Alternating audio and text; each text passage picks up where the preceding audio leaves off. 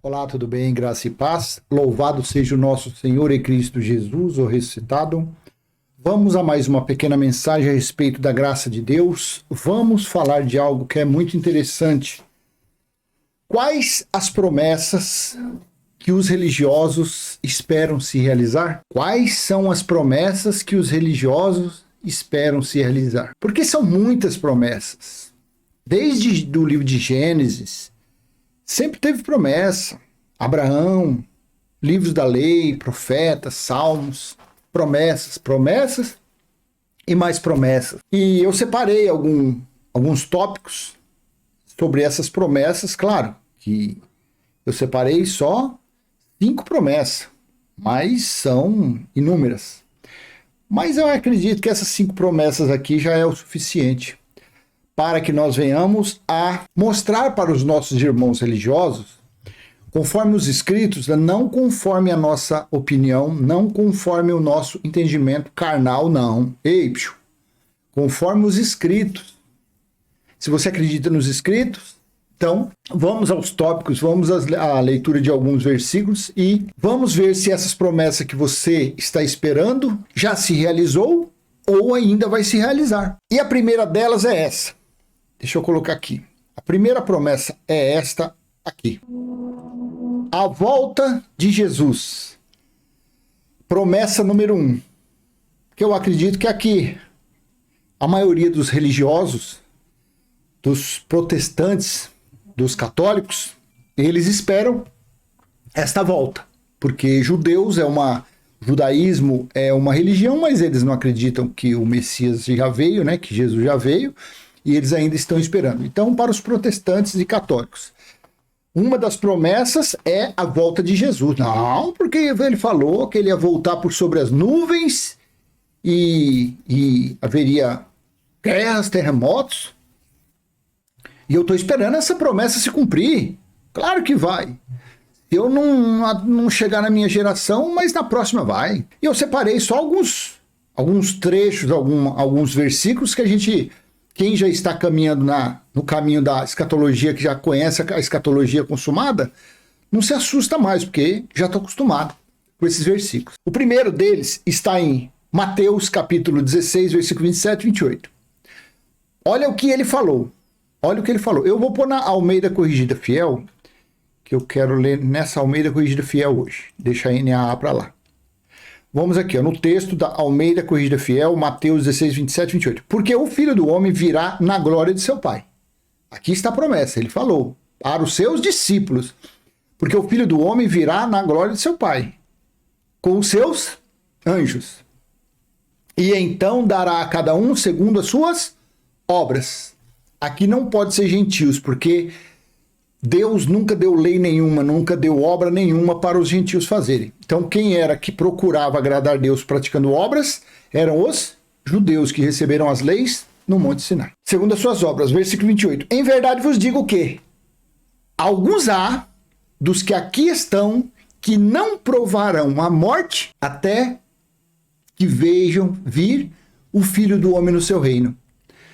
Então, esse versículo aqui, ele falou que ele viria na glória do Pai dele, na volta dele, e que alguns dali que estavam ouvindo ele não passariam, não morreriam até verem a sua volta. Pergunta, se ele não voltou, alguns daqueles estão com quase 2000 anos. Mateus 26, 64. Olha o que ele falou no Sinédrio para Caifás, o sumo sacerdote. Versículo 64 de Mateus 26. Disse-lhe Jesus, tu o disseste, digo-vos, porém, que vereis em breve o Filho do Homem assentado à direita do poder e vindo sobre as nuvens do céu.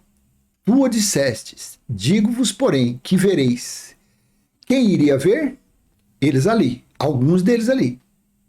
Porque isso está lá em Daniel 7.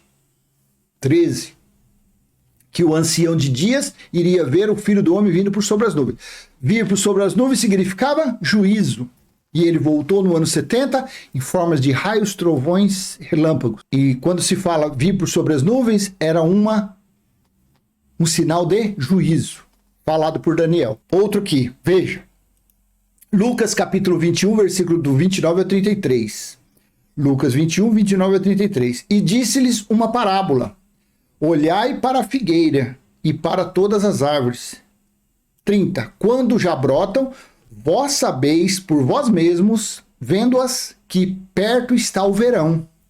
31. Assim também vós, quando virdes acontecer estas coisas, sabei que o reino de Deus está perto. 32. Em verdade vos digo que não passará esta geração, aquela, até que tudo aconteça. Passará o céu e a terra, mas as minhas palavras não hão de passar. E ele disse aqui, então, quando eles vissem o que acontecer. Aí você leia o contexto.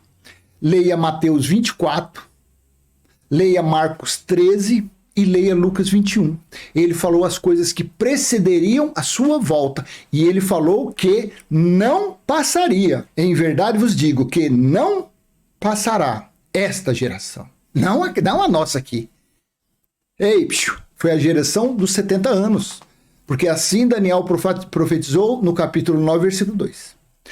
Então, a volta de Jesus, essa promessa, sinto em te dizer, alegremente eu te digo, que não acontece mais, porque só três partes eu peguei para falar, mas tem inúmeras. Por essas aqui a gente entende, principalmente quando ele disse que naquela geração ele iria voltar.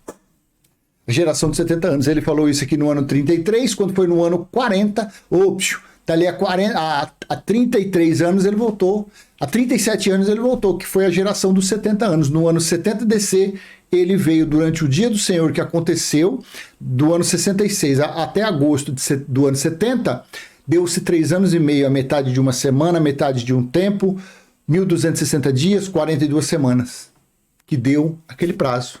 Porém, o cerco se deu 13 meses, do mês de julho ao mês de agosto do ano 70 DC, quando foi cumprido o dia do Senhor. Outra promessa, aqui vamos ao 2, item 2, o arrebatamento. Promessa também que, olha, quando Jesus voltar, terá o arrebatamento e nós seremos arrebatados, nós que estivemos na igreja, comendo pão e suco, sendo casado, batizado nas águas, obedecendo o nosso líder religioso, nós seremos arrebatados. Assim está em 1 Coríntios capítulo 15, versículo 51 e 52. Veja, 1 Coríntios 15, 51 e 52. Eis aqui vos digo um mistério. Na verdade, nem todos dormiremos, mas todos seremos transformados. Versículo 52. Num momento, num abrir e fechar dos olhos, ante a última trombeta. Porque a trombeta soará e os mortos ressuscitarão incorruptíveis. E nós seremos transformados. Então ele falou que no abrir e fechar dos olhos, naquela época, respeite a época. Paulo não falou isso semana passada. Paulo não falou isso o mês passado. Paulo falou isso antes do ano 66, quando deu-se início o dia do Senhor. Apocalipse 1:10, João diz, fui arrebatado no Espírito no dia do Senhor. Então isso, respeite a época. Se você pegar isso aqui, futurizar, trazer para ontem, para a semana passada, você não vai entender. Você vai continuar esperando a promessa do arrebatamento. Porque ele falou, eis aqui vos digo um mistério, na verdade nem todos dormiremos, mas todos seremos transformados. No momento, num abrir e fechar dos olhos, ante a última trombeta. Quando soar a última trombeta, então, eles seriam arrebatados. Seria a volta do Filho do Homem. Mas foi tocada a sétima trombeta. Veja, Apocalipse capítulo... Não, aí ele falou assim, em 1 Tessalonicenses capítulo 4, versículo 16 e 17. Porque o mesmo Senhor descerá do céu com alarido, e com voz de arcanjo, e com a trombeta de Deus, e os que morreram em Cristo ressuscitarão primeiro. 17. Depois nós, os que ficarmos vivos, seremos arrebatados juntamente com eles nas nuvens, a encontrar o Senhor nos ares, e assim estaremos sempre com o Senhor. Então, ó, aqui o arrebatamento, a promessa. 2. Os religiosos, eles esperam. O item 2, o arrebatamento. Por quê? Quando fosse soada a última trombeta. Quantas trombetas foram tocadas? Quantas? 7. Então, quando soasse a 7ª trombeta, eles seriam arrebatados. Olha o que está então em Apocalipse capítulo 11, versículo 15. O 7º anjo ainda vai tocar.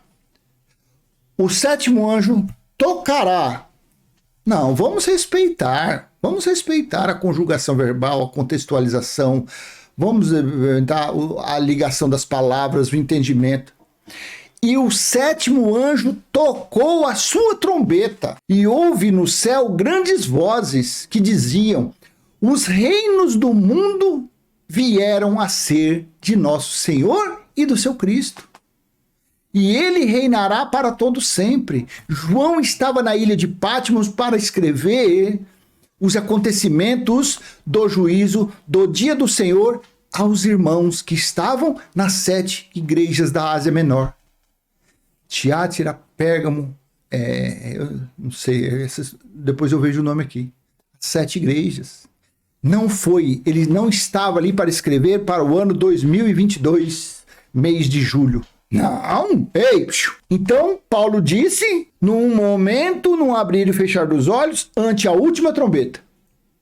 Porque a trombeta soará e os mortos ressuscitarão incorruptíveis, e nós seremos transformados.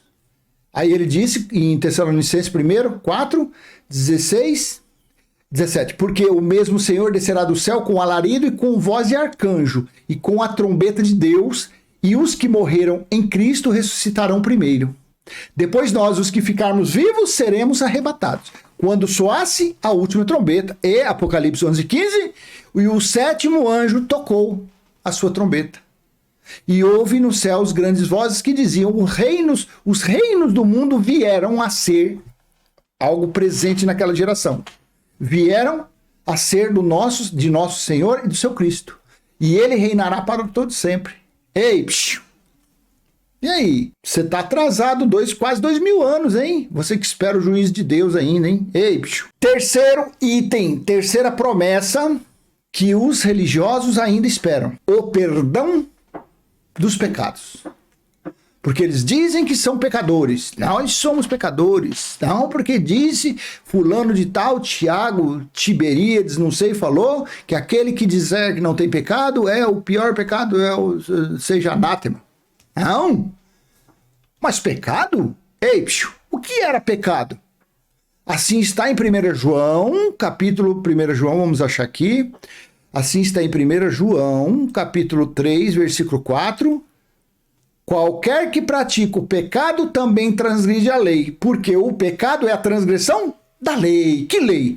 Dos 613 itens dados a Moisés, a lei de Moisés. Então, o pecado era isso. Então, a terceira promessa que o religioso espera é o perdão dos pecados. Em Daniel 9:24 foi dito assim, a profecia de Daniel: 70 semanas estão determinadas sobre o teu povo. O povo de Deus era quem? Era os judeus, os israelitas, o povo tirado da escravidão do Egito, o povo selecionado, o povo escolhido por Deus para ser o seu povo, os que faziam parte das 12 tribos de Israel. 70 semanas vezes 7. 70 vezes 7 dá 490. O período de silêncio, 420. Mais os 70 anos que Jesus disse que era naquela geração que iria acontecer, deu 490. Então, no ano 70 DC, 70 semanas estão determinadas para o seu povo. Então, no ano 70 DC, estava determinada para o povo, para os judeus. E sobre a tua santa cidade, aonde era a santa cidade mesmo? Chorrichó? Não. Pelotas, lá no Rio Grande do Sul? Não.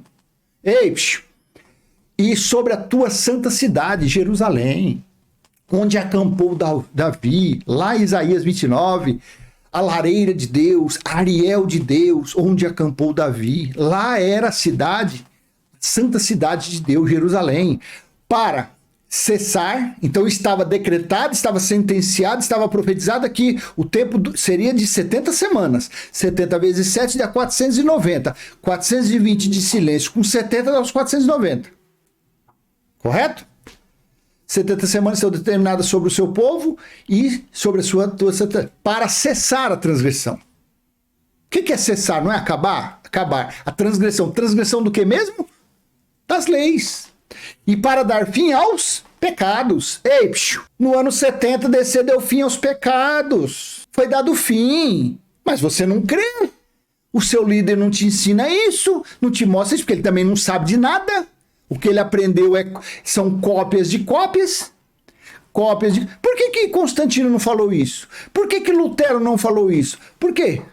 Não sei. Só sei que nessa pandemia foi dado esse entendimento para uns cabeçudinhos que tem por aqui no YouTube.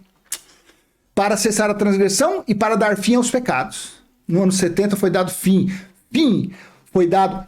Jesus de Nazaré, quando ele disse tetelestai naquele madeiro, ele tirou os pecados. João diz, eis o Cordeiro de Deus que tira os pecados. Correto? Correto. E que pecado era? O que era pecado era a transgressão das leis. Então Jesus, no primeiro ato, no tetelestai, quando derramou aquele sangue no sacrifício da cruz, foi a primeira parte. Ele tirou o 613, tirou a obrigatoriedade dos israelitas praticarem, viverem os mandamentos, os preceitos, os cerimoniais dados a Moisés. E o símbolo maior, dali a 37 anos, foi aniquilado, foi destruído, que era o templo, que era o símbolo número 1 das leis dadas a Moisés. Porque lá era a casa do tesouro, lá era praticado os holocaustos, os sacrifícios. Ele deu fim a tudo aquilo, ele deu fim àquele negócio. Foi dado fim, e para dar fim aos pecados, e para expiar a iniquidade, e trazer justiça eterna. Ei, no ano 70 foi estabelecida a justiça eterna. Sabe o que é justiça eterna? Não tem mais transgressão. Não, mas aí você vai entrar. Claro que você vai entrar. Mas e quem mata? E quem rouba? E quem faz? E quem acontece? E esse médico que fez essa loucura aí, esse anestesista, ele é o quê? Ele é um praticante das obras da carne. O que rouba, pratica a obra da carne. O que mata, o homossexual, a lésbica, o que mente, o que usa isso aqui, ó, para falar que dízimo é dinheiro, o que usa isso aqui para falar que as pessoas têm pecado, o que usa isso aqui para falar que o que purifica a água da piscina, ele não tem diferença nenhuma para um homicida, ele não tem diferença nenhum para o estuprador, ele não tem diferença nenhum para quem mente, porque ele é um mentiroso, ele é enganador, ele está usando isso de uma forma de roubar, de tirar dinheiro das pessoas, de escravizar, aprisionando a pessoa em uma chamada igreja, em um templo, dizendo que isso ainda vai se cumprir, que Jesus ainda vai voltar, que diabo não é um adjetivo, é um ser, que Satanás não é adjetivo, é um ser. Então, que diferença tem esse aqui para um homossexual? O que usa isso aqui para roubar, para mentir, para enganar, para aprisionar? É obra da carne. Ei, bicho. Porém, o que acontece? Paulo disse, pelo Espírito da Graça, o que a carne semear, da carne vai colher. Se tu és um filho de Deus, às vezes você fala assim, agora eu estou no território da graça, e agora eu vou voltar a fumar, vou voltar a cheirar, vou fumar maconha, vou para você é livre. Porém, leia Hebreus 12, 5. Cuidado, leia Hebreus 12, 5. Deixa eu só confirmar aqui se é Hebreus 12, 5.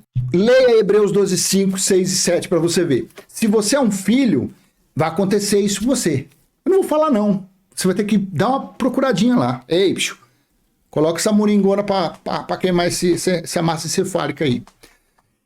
Então, continua aqui. E para expiar a iniquidade, trazer justiça eterna e selar a visão e a profecia, para ungir o Santíssimo. Para o quê? Para se cumprir tudo a respeito, para selar a visão dos profetas, para selar os escritos de Salmos, para selar toda a lei, toda a justiça ali no ano 70. Foi cumprido nas 70 semanas de Daniel. 70 vezes 7, 490. Então, Aqui está. Aí outra parte. Então, nós estamos falando da promessa do perdão dos pecados, que os religiosos esperam. Então, nós falamos o primeiro da volta de Jesus, que ele já voltou. O arrebatamento foi espiritual no ano 70 DC, porque já soou a 7ª trombeta. E o perdão dos pecados, assim está em Hebreus capítulo 1, do versículo 1 ao 3. Mas veja, eu estou lendo, você tem que crer nos escritos. Se você crê no seu líder religioso, se você crê no seu professor da escolinha dominical, se você crê no seu evangelista, se você crê nos que passam batendo palma 9h30 da manhã, 9 horas da manhã e vendendo o livrinho, o problema é seu. O que eu estou fazendo aqui? Eu estou lendo os escritos. Eu não estou aqui mostrando estudo do profeta japonês com alemão. Eu não estou aqui mostrando escritos do Farofa Queimada. Eu estou lendo o que está escrito. Então você tem que crer no que está escrito. Hebreus 1, do 1 ao 3. Havendo Deus antigamente falado muitas vezes e de muitas maneiras aos pais, pelos profetas, a nós falou-nos nesses últimos dias pelo Filho.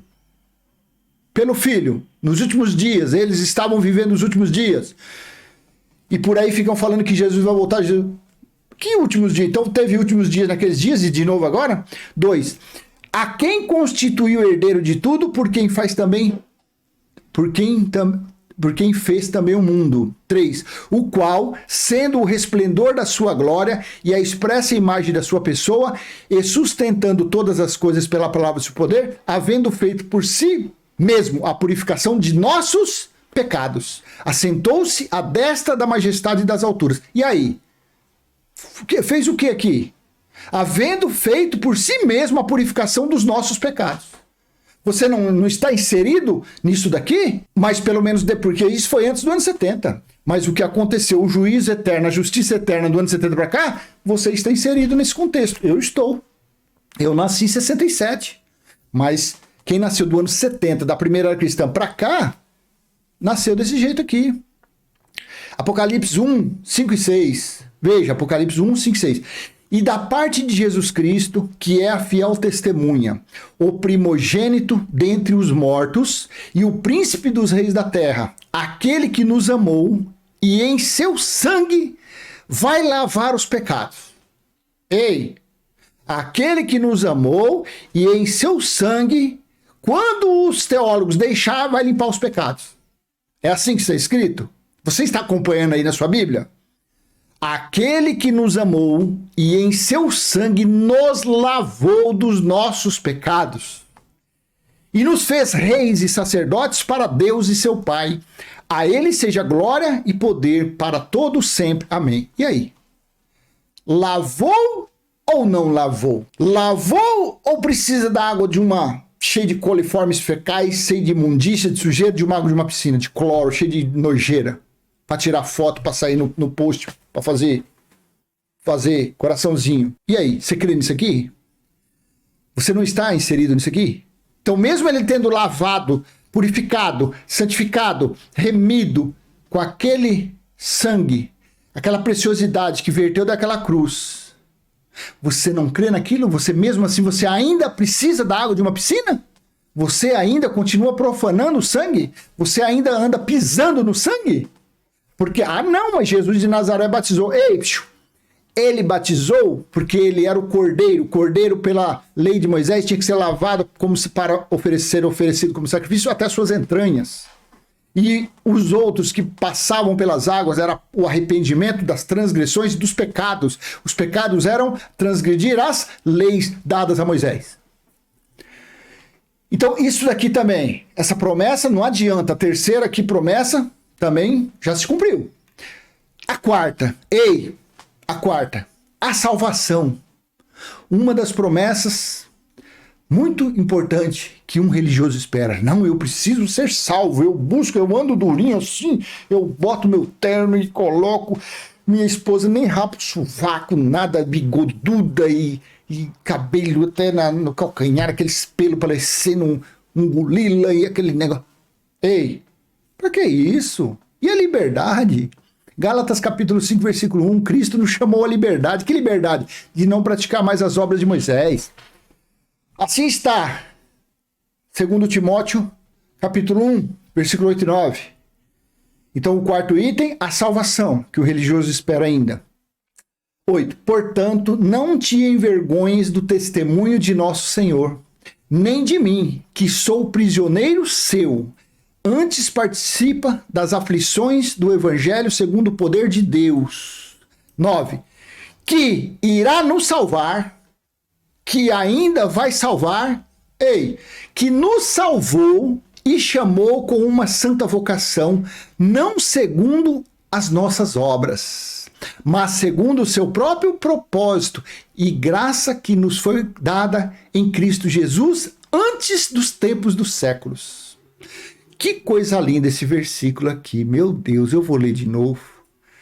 Eu quero ler isso aqui que Bíblia que eu vou ler isso aqui? Eu quero ver na Bíblia, na Nova Almeida Atualizada, eu quero ler isso aqui. Que nos salvou e nos chamou com santa vocação, não segundo as nossas obras, mas conforme a sua própria determinação e graça que nos foi dada em Cristo Jesus antes dos tempos eternos, porque o nosso espírito, ele já veio salvo. É uma ignorância, você está buscando salvação para a sua carne, meu querido irmão e minha querida irmã. Essa sua carne, este véu que reveste o espírito que está aí dentro, esse espírito, só quem sabe o nome é o criador dele, esse espírito aí, ele já veio salvo. Ele está aqui na sua mente. Quando esse corpo aqui definhar, quando esse corpo aqui perder as forças, ele volta para o pó de onde veio e o Espírito volta imaculado. É a igreja gloriosa de Cristo, volta para o reino celestial, onde reinará eternamente. Sabe o que é uma coisa eterna? Infinitamente com o Criador de todas as coisas. Sem choro, sem dor, sem fome, sem sede. Só sendo paparicado pelo papai espiritual. E você buscando, sendo que o que está em você já veio salvo. Não tem como. Essa carne sua tem debilidades, essa carne sua tem defeitos, essa carne sua já veio com defeito de fabricação e veio com prazo de validade. Essa carne sua, ela fortalece aqui na sua mente o Cristo ressuscitado e você verá que você não precisa de oração, você não precisa que ninguém bote a mão na sua cabeça, você não precisa estar dentro de um templo, porque o templo está em você. Você não dependerá de um templo para fortalecer você, para não usar droga. Você não dependerá de um templo para você não prostituir. Você não dependerá da mão de ninguém, do conselho de ninguém. Porque a partir do momento que o Espírito tem evidência na vida de uma pessoa, a carne definha. A carne vai ficando fraquinha. Os desejos da carne vão sucumbindo, vão se acabando com a evidência do Espírito. E isso você aprende fora das choupanas, você aprende fora desses templos, porque no templo você aprende a sacrificar, você aprende a ser escravo, você aprende a ter pecado, você aprende a ser servo, você aprende a ser dominada por espíritos imundos, demônios, capeta, satanás, que nem existe. Tudo invenção dessas doutrinas, desses cães. Então essa promessa de salvação não cola mais, porque o que está aí já veio salvo. Tito 3, 4 e 7. Mas quando se manifestou a bondade de Deus, nosso Salvador, e o seu amor por todos, ele nos salvou, não por obras de justiça praticada por nós, mas segundo a sua misericórdia. Ele nos salvou mediante o lavar regenerador e renovador do Espírito Santo. Por na Almeida Corrigida Fiel, que eu comecei, vou terminar nela, né? Mas quando apareceu a benignidade e amor de Deus, nosso Salvador, para com os homens, não pelas obras de justiça que houvéssemos feito, mas segundo a sua misericórdia, nos salvou pela lavagem da regeneração e da renovação do Espírito Santo, que abundantemente ele derramou sobre nós por Jesus Cristo, nosso Salvador, para que, sendo justificados pela sua graça, sejamos feitos herdeiros segundo a esperança da vida eterna, sem a necessidade de obra nenhuma. Não, mas nenhuma obra. Mas nem comer um pão e beber suco, nem comer pão e beber suco. Mas nem um jejumzinho, nem jejumzinho. Mas nem levantar 3 horas da manhã para dobrar o joelho lá, ficar 4 horas. Não. Não. Ei, O que está aí dentro de você é a igreja perfeita, gloriosa, sem ruga, sem mácula, sem defeito. E o cabeça dela é o Cristo ressuscitado. Coloque isso em evidência na sua vida e seja feliz. E a quinta e última promessa. Quinta e última promessa. O juízo final. A crentaiada tem um medo. Olha o juízo final. Os católicos falam, vai ter o purgatório. Aí eu tô esperando, aí eu tô me cuidando aí, porque passar pelo purgatório não vai ser fácil. Ignorância, né? Como que você vai passar pelo purgatório se essa matéria, esse corpo, esse véu, volta ao pó? E os seus sentimentos, a sua lembrança, o seu conhecimento, seus estudos, sua arrogância, sua prepotência, sua humildade, volta, se acaba tudo lá. Leia Eclesiastes 9. Leia Eclesiastes 12, 7. Tudo volta para lá. Acabou. Ei, o espírito volta para o Pai. Não tem mais juízo final. O juízo final aconteceu no ano 70. O juízo final foi para os judeus, foi para os israelitas, porque eles receberam as leis por intermédio de Moisés, 613 itens entre leis, preceitos, ordenanças cerimoniais, para cumprirem, para ver se deixavam as transgressões da carne de lado. Não, a lei foi aflorar mais ainda o pecado deles, porque o pecado era a transgressão. Então a lei foi avivar mais isso. Paulo fala em várias partes aí, Romanos 9, Romanos 8, tudo Paulo fala. Então avivou, o pecado foi avivar. Por isso que o fim da lei foi Cristo, para acabar com isso. Então quem deveria ser passado pelo juízo e passou, foi o dia do Senhor quando chegou, foi os israelitas. Veja, Apocalipse capítulo 1, versículo 10, o dia do Senhor foi o juízo de Deus. Os 22 capítulos escritos do livro de Apocalipse tratou do juízo, tratou do julgamento, tratou da ira de Deus, do dia da indignação que Deus derramou sobre eles, sobre Jerusalém, do ano 66 ao mês de agosto do ano 70. E João falou assim, no versículo 10, eu fui arrebatado no Espírito no dia do Senhor. Se você olhar aí no rodapé da Bíblia de Estudo, você vai ver que o teólogo colocou, não, o dia do Senhor é domingo, mas eu tenho vários vídeos aí que mostram que domingo era o primeiro dia da semana. O dia do Senhor foi o dia profetizado por Isaías, Jeremias, Sofonias, Lamentações, Amós, Joel, Malaquias, capítulo 4. Tudo foi falado, porque o dia do Senhor era o dia da vingança. E aconteceu. Então, uma das promessas também que o religioso espera é o juízo final. E aqui ele disse, eu fui arrebatado no Espírito no dia do Senhor, e vi e ouvi uma voz de trás de mim, uma grande voz como de trombeta, que era para escrever para 7 igrejas, avisando sobre o dia do Senhor que havia chegado. Aí o juízo final aconteceu aqui, ó. Aqui fala do juízo final. Fala também no capítulo 17 e no 19, mas eu vou ler aqui só 2 versículos do capítulo 14 de Apocalipse, versículos 6 e 7. Veja, e vi em espírito. Você viu que lá que nós voltamos lá, ele foi arrebatado aqui, ó. Eu fui arrebatado no Espírito no dia do Senhor. Então ele foi tirado, foi levado, ele e Jesus, no Espírito, e Jesus disse, olha aqui, ele falou assim, ó, eu fui arrebatado no Espírito no dia do Senhor e ouvi de trás de mim uma grande voz como de trombeta. Voz de trombeta era voz de juízo, que dizia, eu sou o Alfa e o Ômega. Quem era o Alfa e o Ômega? O início e o fim? O primeiro e o derradeiro? Cristo. Aí falou, e o que vês, escreve num livro e envia a 7 igrejas que estão na Ásia.